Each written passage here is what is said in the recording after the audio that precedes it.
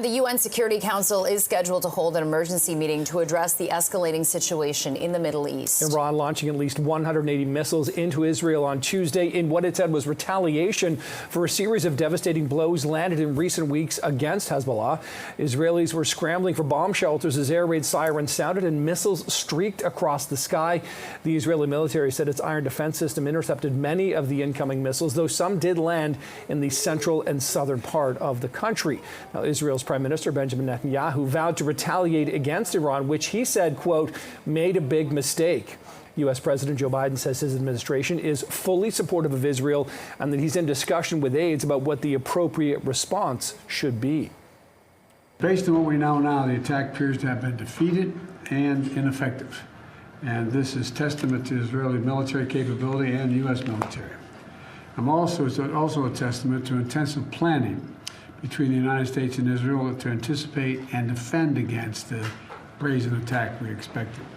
Make no mistake, the United States is fully supportive of Israel. Foreign Affairs Minister Melanie Joly is once again urging Canadians in Lebanon to leave as soon as possible. We have been able to get 200 Canadians out over the weekend.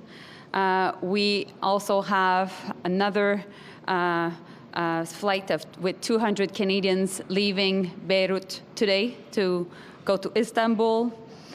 600 seats have been reserved, and we're also looking at more. And flights are all between Beirut and Istanbul. My point to all of us watching, if you are offered a seat, please take it. And a demonstration was held downtown last night condemning Israel's expanding military action into Lebanon. The demonstrators gathered around 6 p.m. outside of the U.S. consulate on Bloor Street to call for a ceasefire in the conflict.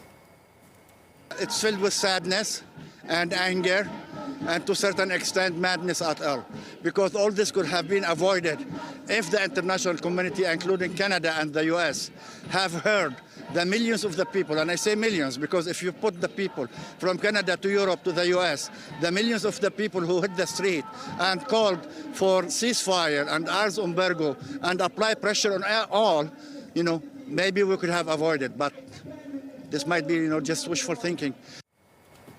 And for more on the latest developments in the Middle East, you can always head to our new website, CP24.com, and the CP24 app.